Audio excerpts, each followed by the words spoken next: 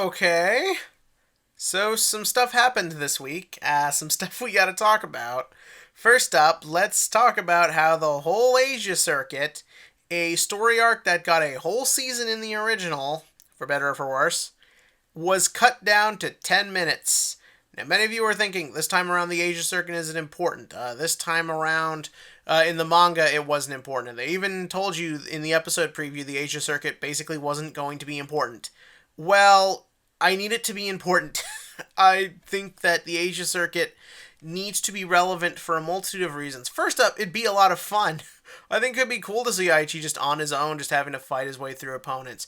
More importantly, you have Leon, who basically has been introduced to just sit there and do nothing. You gave a whole, 3 or 4 episode filler arc where he's got a team that faces off against Q4. And essentially then he's just gone, and to my understanding, he's probably not coming back, except for in more filler stuff. This is bad, because if you don't know the original series, then you just have been introduced to this person who also has Psyqualia, who in theory should be very important, and they built up that he's cool and mysterious previous to this, and now they're just probably never going to use him again. So what was even the point to having him there? And it's one of those things where it's like, you can't just introduce stuff and get rid of it because it's fan service for fans from an older show. And also, you can't adhere to your source material to the point where you're just going to leave plot lines dangling like this. And again, I don't know how many Leon fans actually exist, but if you are you pissed right now? He barely gets to do anything. And also he uses Maelstrom, which is an inferior unit to Naval Gazer Dragon. I know that some people don't want to hear that, but it's the truth. So, it's just kind of a weird thing to just do, especially because it means that the episode is basically 2 different episodes, and it's just kind of a weird hybrid, because it just feels like the second half just kind of comes out of nowhere with no warning, and it gives it that sort of annoying feel you get sometimes in adaptations, where we just need to breeze through stuff to feel like we're just following pace with source material instead of adapting it.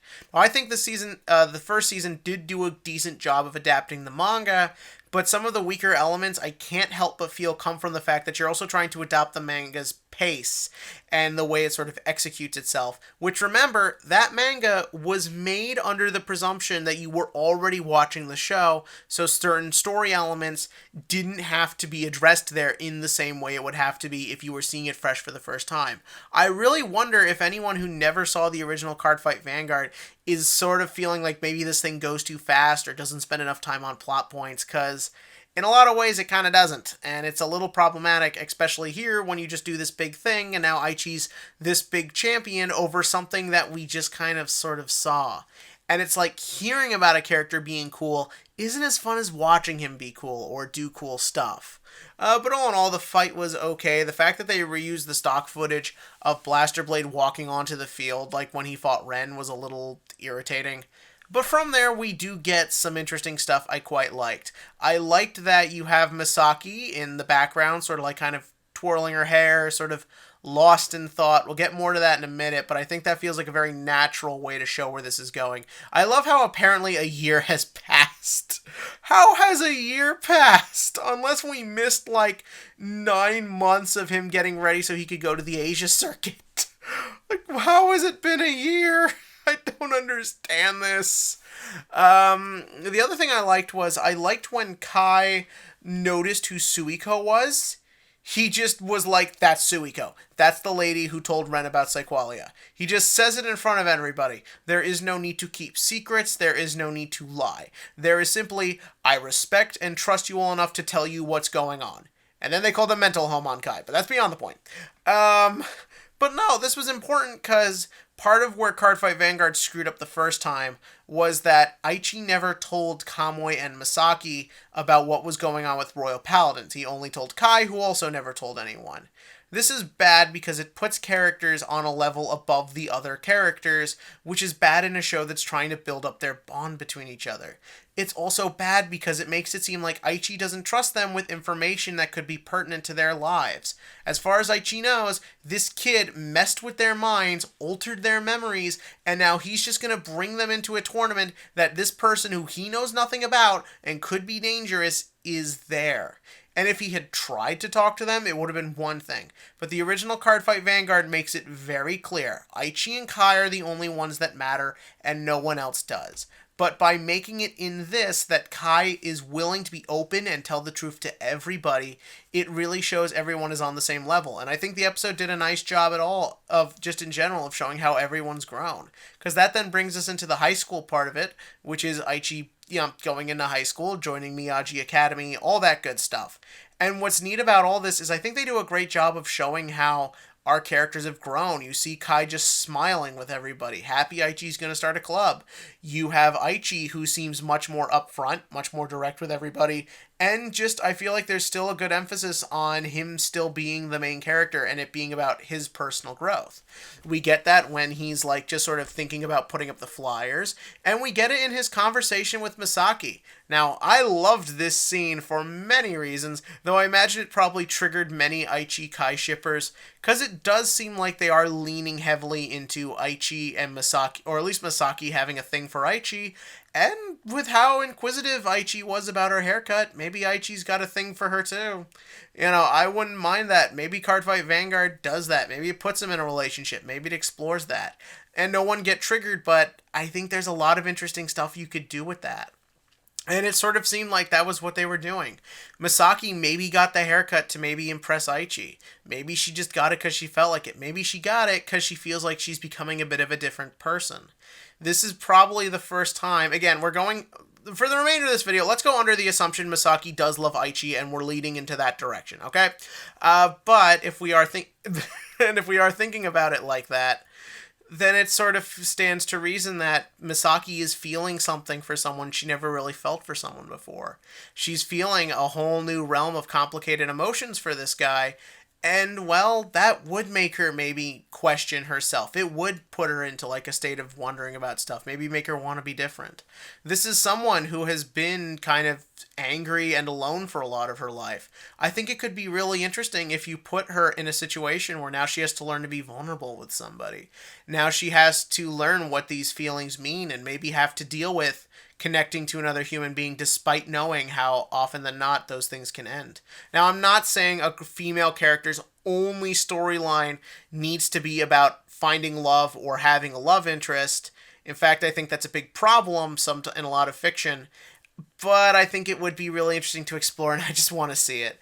But even then, like, when Aichi's talking to her, he's not backing down. He's not, like, any below her. They're the same height. They're very direct. And he's being fun with her. He's being inquisitive. He's showing interest in her life. He's showing interest in something other than Kai and Blaster Blade. This is very important, especially now that Aichi and Kai won't have as much screen time.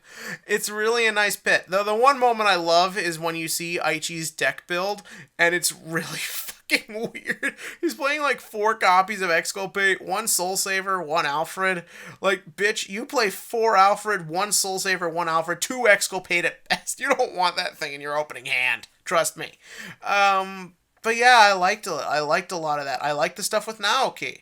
I like that Naoki is sort of presented being sort of like a Chrono type character. Like, he's this guy who seems kind of bitter, angry at the world, maybe is lost in life. And I like they sort of set up how Aichi's going to change that. Aichi gets tripped by him. Aichi doesn't care. He doesn't get angry or sad. He's just kind of like, whatever, gets up. Aichi gets knocked into him again and gets back up again. That's a real nice way to show off a character and how he's grown. And I like the bit with the broken flyer.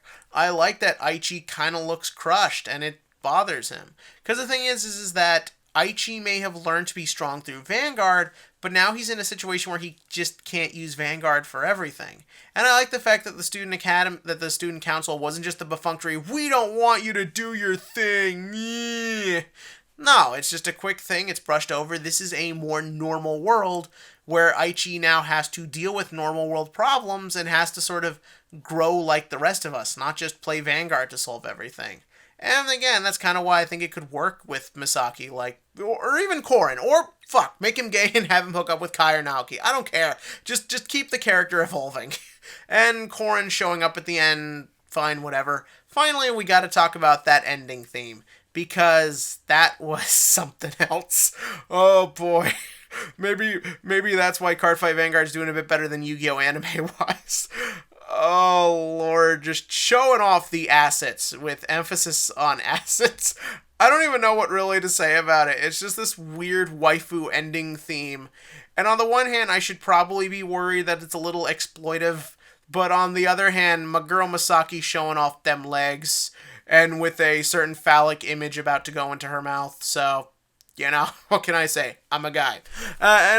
Anyways, Vanguard question of the week. So Gear Chronicle got confirmed last week. We started seeing some effects. We saw, I believe it's a grade 1 that restricts intercepts and sort of manipulates how your opponent has to guard. So what I want to know is, do you want more guard restrict in standard? We have Waterfall, and myself included, a lot of people really hate that we got guard restrict right off the bat. Do you want guard restrict in standard? Do you think it's okay if it's just restricted to one clan? And do you think this thing could really affect how gears are played in premium? Like, just that you could make annoying control builds, as obviously we saw that work for OTT. Tell me that below, and as always, click the like, click to subscribe, and join me next week as maybe we're going to get a love triangle, maybe a love square, who knows. It's Cardfight Vanguard, this shit is a soap opera.